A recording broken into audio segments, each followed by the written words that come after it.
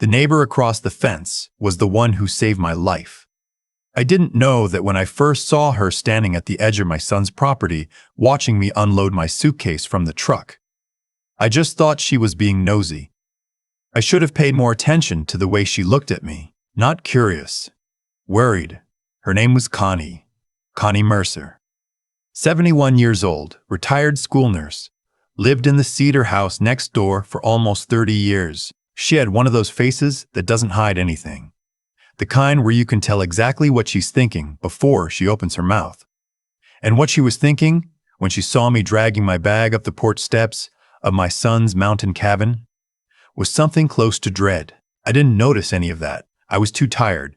My name is Frank Caldwell. 64 years old, retired structural engineer, widower. My wife Donna passed 18 months ago. Ovarian cancer, 7 weeks from diagnosis to the end. After she was gone, I sold our house in Columbus because I couldn't walk through those rooms anymore without hearing her. My son said I should come stay with him for a while, get some fresh air, clear my head. His cabin up in the Blue Ridge Mountains of western North Carolina had a spare room, he said. A quiet place to figure out what came next. I believed him. That was my first mistake. My son's name is Todd. Todd Allen Caldwell, 36 years old, financial advisor. He married a woman named Serena 3 years ago. Serena Voy, real estate attorney, sharp as a tack and twice as cold. I tried to like her. Donna tried too before she got sick. But there was always something about the way Serena looked at our house, our savings, Donna's jewelry, just a little too long, a little too carefully, like she was appraising things. I told myself I was imagining it. The cabin was beautiful. I'll give Todd that. He bought it 2 years ago, said it was an investment property he rented out in ski season. 4 bedrooms, wraparound porch, a wood stove in the living room, and about 40 acres of forest dropping down into a hollow. In October, with the maples turning, it looked like a painting. The nearest town was Harlan's Creek, 11 miles down a winding 2-lane road. No cell service on the property. The Wi-Fi worked barely. If you needed to make a phone call, you drove to the gas station at the county line. Todd picked me up from Asheville Airport on a Wednesday afternoon. He was cheerful in that slightly too bright way I'd noticed more and more over the past year. Talking fast, filling silences before they could settle. He had new glasses, a new watch. Tag Heuer I noticed, which wasn't cheap. When I asked how business was, he said, "Great, fantastic, never better." He didn't ask how I was doing. Serena was already at the cabin when we arrived. She hugged me once, quick and neat, and said it was good to see me and went back to her laptop. That night over dinner, Todd suggested we talk about the estate situation. That's what he called it, not Dad's finances or your future, or anything that acknowledged I was a person sitting across from him. The estate situation. He said that with Donna gone and me living alone, it made sense to think ahead. To be smart. He had some paperwork, he said, just a durable power of attorney and a transfer on death deed for the Columbus house. I hadn't sold it yet. I'd been going back and forth so that things would be simple if something happened to me. I said I wasn't in a hurry. I said I wanted to talk to my own attorney first. Todd nodded like I'd said something reasonable. Serena didn't look up from her plate. I went to bed early. I was tired from the flight and my head ached a little. And the altitude always took me a day or two to adjust to. I fell asleep fast. What I didn't know yet was that Connie Mercer had been watching the cabin for 3 weeks. She told me all of it later. She told me she had watched Todd and Serena come up on weekends. She told me she had heard arguments she wasn't trying to hear, sound carrying strange in the mountain air. She told me she had seen Serena on the porch one evening, on the phone, saying things like, "before the end of the month," and the signature is the problem. And I already talked to the broker. Connie had lived next door for 30 years. She had known the previous owners, the Hartfields. She was not a woman who interfered in other people's business. But she was also a nurse, and nurses notice things. And what she had noticed was that Todd and Serena had started coming up to that cabin a lot more often after Donna died. And now they had brought an old man up into the mountains where there was no cell service and no neighbors for half a mile and one road in and one road out. The morning after I arrived, I was sitting on the porch with my coffee when I heard her call over the fence. "You the one who just came in yesterday?" I told her I was. "You Todd's father?" I said yes. She was quiet for a moment. She had her arms crossed, and she was looking at me with that worried expression I hadn't understood the night before. Then she said, "How long you planning to stay?" I said I wasn't sure. "A few weeks, maybe longer." She nodded slowly. "You drive yourself up here?" "Todd picked me up from Asheville." Another pause. "So you don't have your car?" "No, ma'am. Left it in Columbus." She didn't say anything after that. She just went back inside. I thought she was odd. I drank my coffee and watched the fog burn off the ridgeline and thought it really was beautiful up here. Donna would have loved it. That thought hurt, so I stopped having it. The headache started the second morning. I figured it was altitude, or that I hadn't been sleeping well, or that grief does things to the body that doctors can't always explain. Serena made breakfast. Eggs, coffee, orange juice, and I ate and felt a little better. Todd was on a work call most of the morning. By the third day, the headaches were worse. There was a faint metallic taste in my coffee. I mentioned it to Todd and he said the water up here had a lot of minerals. It was normal. Some people were sensitive. He said it like I was being fussy. I let it go. That afternoon, I walked down to the fence line. I'm not sure why. Maybe I just needed to be away from the two of them for a while. Connie was in her yard, cutting back the dead stalks of her garden. She saw me coming and stopped working. "You feeling all right?" she said. I said I had a headache. She asked if it had started since I arrived. I said yes. Why? She asked if I'd been drinking the coffee they made. I said, of course, every morning. She looked at me for a long moment. "Mr. Prue Caldwell," she said, "I need to tell you something, and I need you to hear me out before you decide I'm a crazy old woman." I told her to go ahead. She said she'd been a school nurse for 34 years. She said she knew what medication interactions look like, what gradual poisoning looked like, what people look like when something was being put in their food or drink over time. She said she had seen Todd at the kitchen window 2 mornings in a row, very early, before she thought anyone was watching. She said she had seen him do something at the coffee maker. She couldn't say for certain what, but the look on his face when he did it. She'd seen that look before in 34 years of watching people when they thought nobody was watching them. She said she had a friend who was a retired sheriff's deputy. She had already called him. I stood there at that fence and I didn't know what to feel. My first reaction, I'll be honest, was to dismiss it. This was my son. This was Todd. I had coached his Little League team. I had driven him to college. He had cried at his mother's funeral. But then I thought about the coffee with the metallic taste and the power of attorney he'd pushed for within hours of my arriving, and the new watch, and the way Serena looked at me sometimes. Not unkindly, exactly, but calculatingly. Like she was measuring something. I asked Connie what she thought I should do. She said, "I think you should not eat or drink anything you didn't prepare yourself, starting right now. And I think you should come to my house tonight." I went back to the cabin. I didn't say anything to Todd or Serena. I ate a granola bar I brought in my own bag. I drank water from a sealed bottle I bought at the airport.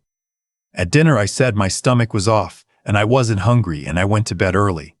I didn't sleep. I lay in that room and stared at the ceiling and tried to think clearly about things I did not want to think about at all. Donna's life insurance policy was $340,000.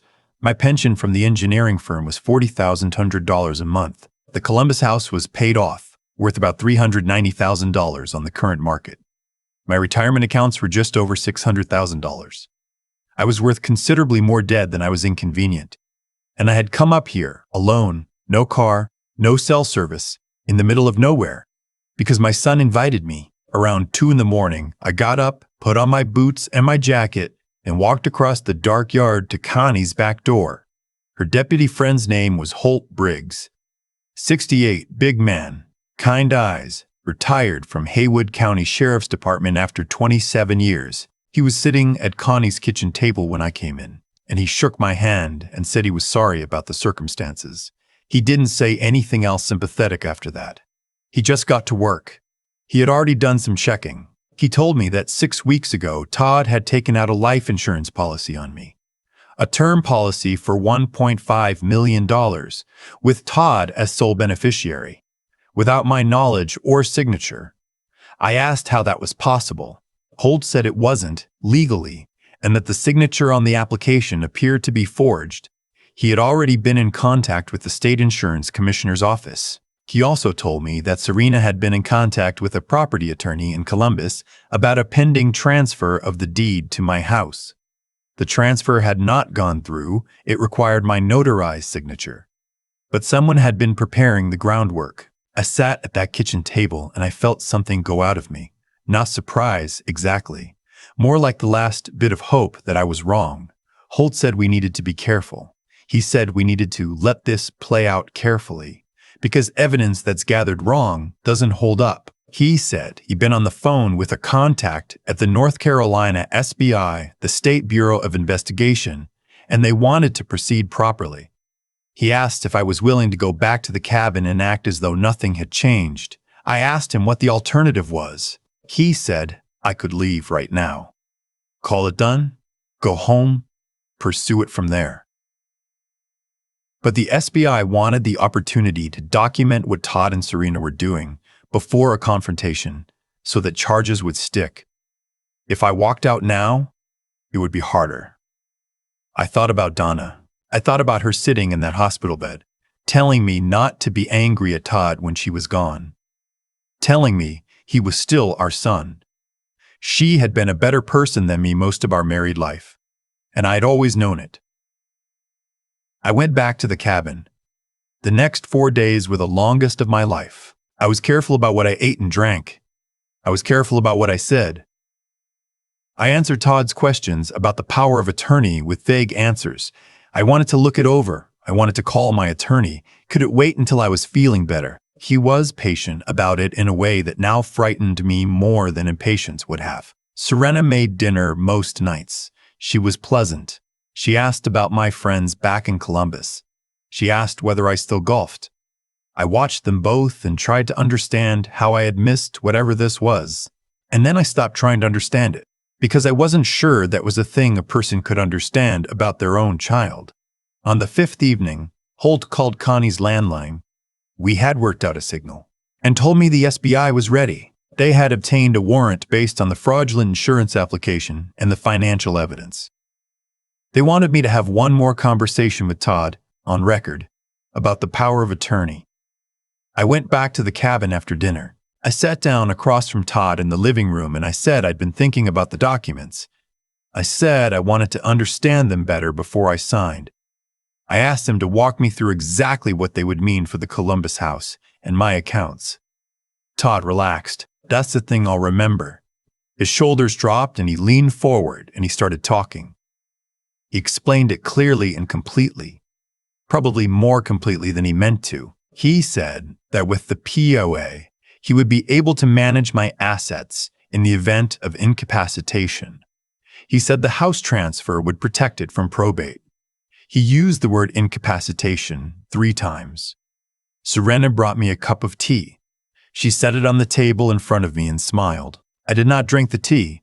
20 minutes later, there were headlights in the driveway. 2 SBI agents came to the door. Sheriff's deputy I didn't recognize was with them. Todd stood up, and the color left his face in a way I had never seen before. And I understood in that moment that he had known, somewhere underneath all of it, that this was always how it was going to end. Serena said nothing. She sat very still on the couch and said nothing at all. They were both arrested that night. The charges against Todd included insurance fraud, elder financial exploitation, and, once the toxicology report came back 2 weeks later, criminal poisoning. The coffee maker had been used to introduce small doses of a sedative compound over multiple days, enough to cause confusion and headaches, but not, apparently, enough to do permanent damage quickly. The working theory from the SBI was that they intended to establish a pattern of cognitive decline that would justify the power of attorney and make my eventual signature on any document easier to challenge as voluntary. I still can't say that out loud without my hands going cold. I stayed with Connie for 3 more days while everything was sorted. She fed me real food and didn't ask me to talk about it when I didn't want to. She had a dog, an old beagle named Clarence, who slept at the foot of the guest bed. I don't know that I've ever been as grateful for a dog in my life. When Holt drove me back down to Asheville for my flight home, he told me I'd done well. That it took something, he said, to go back in there. I told him I wasn't sure it took anything except not knowing what else to do. My attorney in Columbus has been dealing with the legal side since then. The fraudulent insurance policy was voided. The property attorney, who had been coordinating with Serena, is under a separate investigation. My accounts are intact. Todd is out on bail. I don't know if he'll call me. I don't know what I would say. I think about Donna a lot. I think about what she would say about all of it. Not the betrayal part. She would have something sharp to say about that, but about what comes after. What you do with the rest of it. She was always better than me at the rest of it. I put the Columbus house on the market last month. I'm not sure where I'm going yet. Somewhere quieter, maybe. Somewhere with a fence line and the neighbor worth talking to over it. Connie sends me emails sometimes. Updates on Clarence. Updates on her garden. Last week she sent one that just said, "Tulips coming up. Thought you'd want to know." I wrote back and said I was glad to hear it. That felt like enough for now. I've had a lot of time to think about what happened up in those mountains. More time than I wanted, honestly. The kind of thinking that happens at 2 in the morning when the house is quiet and there's nothing to distract you from the things you don't want to look at directly. Here's what I keep coming back to. None of what Todd and Serena did happened overnight. It didn't appear out of nowhere the week they invited me to that cabin. It built, quietly, over years, in small choices they made, small lines they crossed, small moments where they told themselves that what they wanted mattered more than what was right. That's how it always works. Nobody wakes up one morning and decides to become the kind of person who poisons their father's coffee. They get there gradually, one compromise at a time, until the thing they're doing doesn't feel as monstrous as it is. And I think about my part in it too, not the blame part. I'm not going to sit here and say I deserve what they tried to do. But I spent years seeing things I didn't want to see, explaining away things that didn't add up, choosing the comfortable interpretation over the honest one. That's not weakness, exactly. It's just what love does sometimes. It makes you generous with excuses. The problem is that the world doesn't always reward that generosity. Connie did. She was generous in a different way.